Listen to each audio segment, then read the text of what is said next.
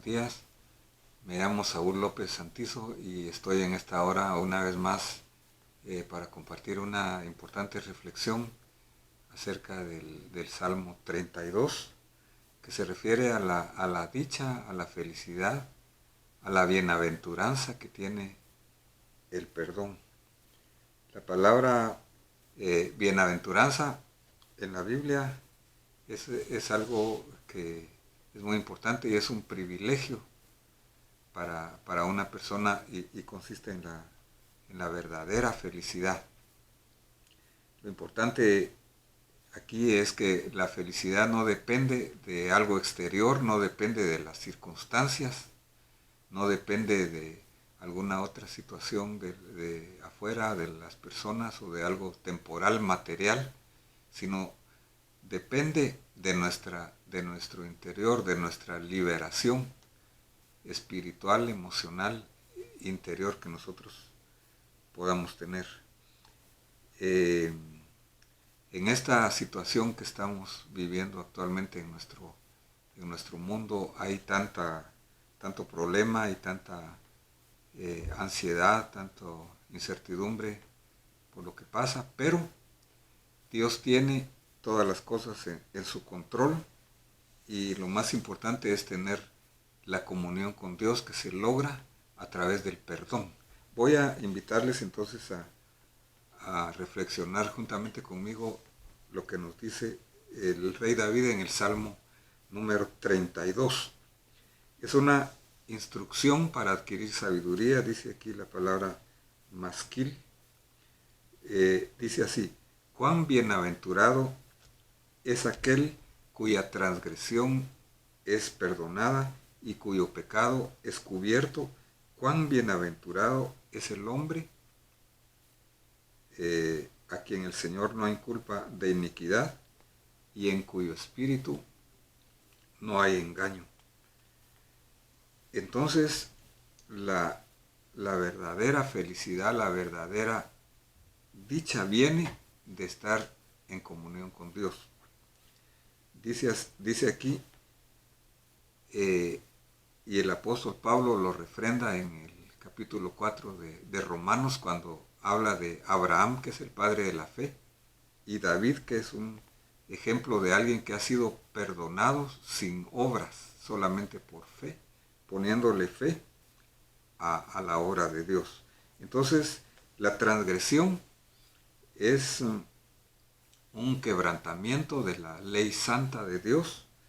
El pecado es fallar al blanco, según lo que dice la escritura, y es un acto propiamente malo moralmente, y la iniquidad es la rebelión en contra de Dios, es ir en contra del camino que Dios quiere. Entonces Dios tiene un plan de salvación porque Dios es misericordioso y al mismo tiempo es justo. Él da a cada quien lo que corresponde. Él va a haber un día en que va a juzgar a todas las cosas, a todos los hombres, en ese día, donde va a juzgar a cada uno según fuera su obra. Pero mientras tanto, Él es un Dios misericordioso. Voy a leer lo que dice Éxodo 34, 6.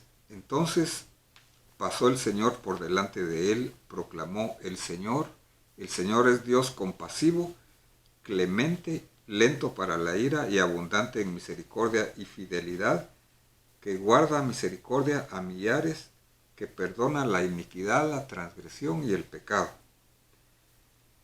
Es la naturaleza de Dios. Dios nos ama, pero luego sigue diciendo: y no tendrá por inocente al culpable.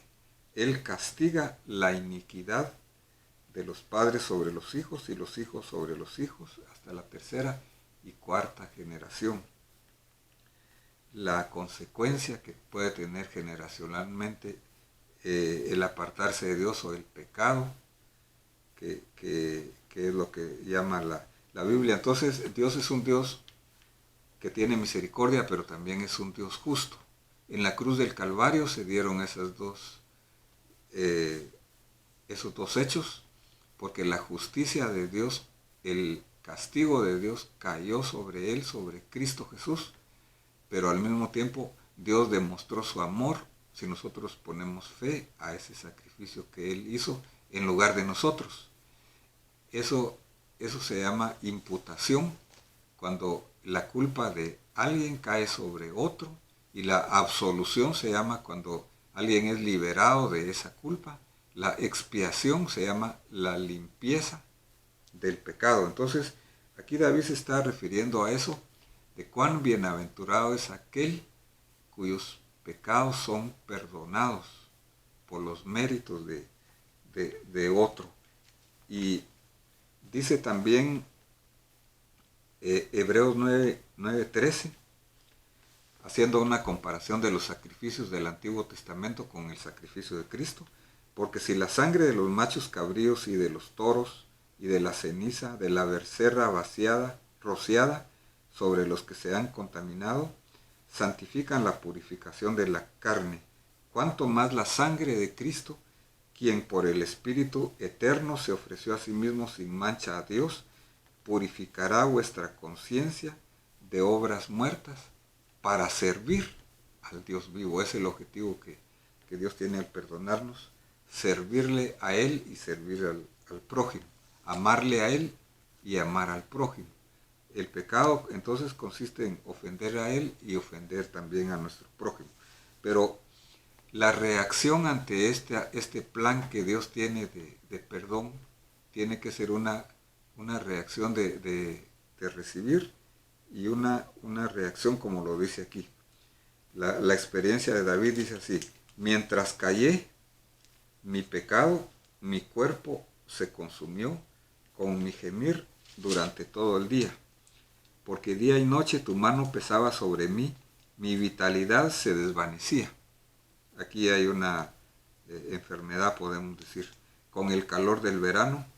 Entonces, el primer problema es no reconocer los errores, es no reconocer el pecado para no salir del problema. Mientras callé, mis huesos se consumieron.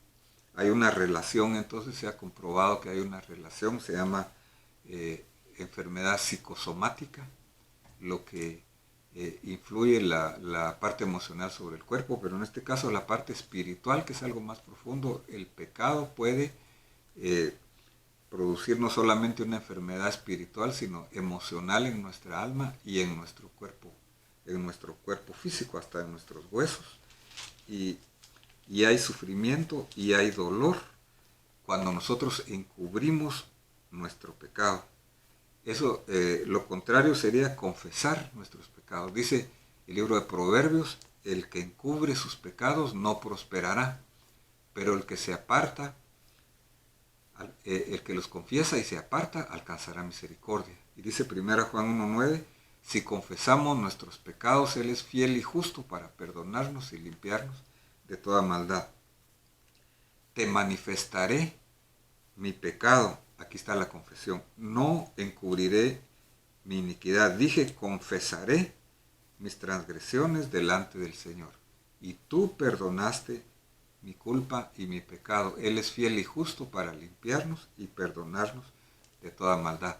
Si alguien no ha reconocido a Cristo todavía como el Salvador, como el único Salvador, porque no es por obra, sino es por la obra de Cristo, lo puede hacer por primera vez, pero si alguien ya lo reconoció, tiene que ser un estilo de vida el reconocer nuestros errores, reconocer nuestras faltas, incluso nuestras necesidades, en base a la obra justa que Jesucristo hizo en la cruz del Calvario.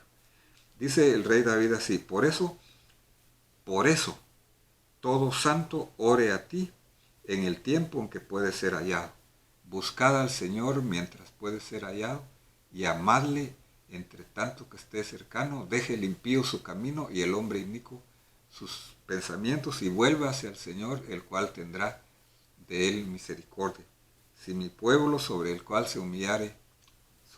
mi nombre es invocado, se humillare, orare, confesare sus pecados y los abandonare, dice 2 Crónicas 7:14, yo oiré desde los cielos, perdonaré sus pecados y sanaré su tierra. Entonces, el Señor nos promete, entonces, comunión con Él, nos promete ser nuestro refugio. Tú eres mi escondedero, dice el Salmo 32:7, de la angustia me preservarás y con cánticos de liberación me rodearás. El resultado entonces de confesar nuestros pecados a Dios es en primer lugar tener la comunión con Dios, en segundo lugar tener paz y tener alegría en nuestro corazón, tener la dicha, la bienaventuranza. Por eso dice bienaventurado el que confiesa sus pecados. Yo te haré saber. Entonces, para terminar, el rey David hace un consejo aquí. Y nosotros sabemos que las cosas muchas veces se aprenden o con un consejo o en una forma dura, con un golpe. Él dice, te haré enseñar y te aconsejaré. No seas como el caballo o como el mulo que no tienen entendimiento, cuyos arreos incluyen brida y freno para sujetarlos, porque si no, no se acercan a ti.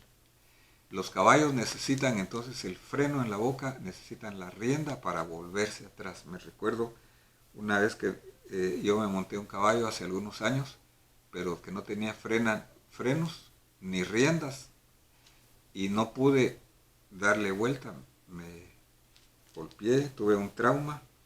Entonces, Dios no quiere que seamos así nosotros, sino que nos volvamos de nuestros caminos malos hacia Dios voluntariamente, sin dolor, porque podría ser con dolor o con problema.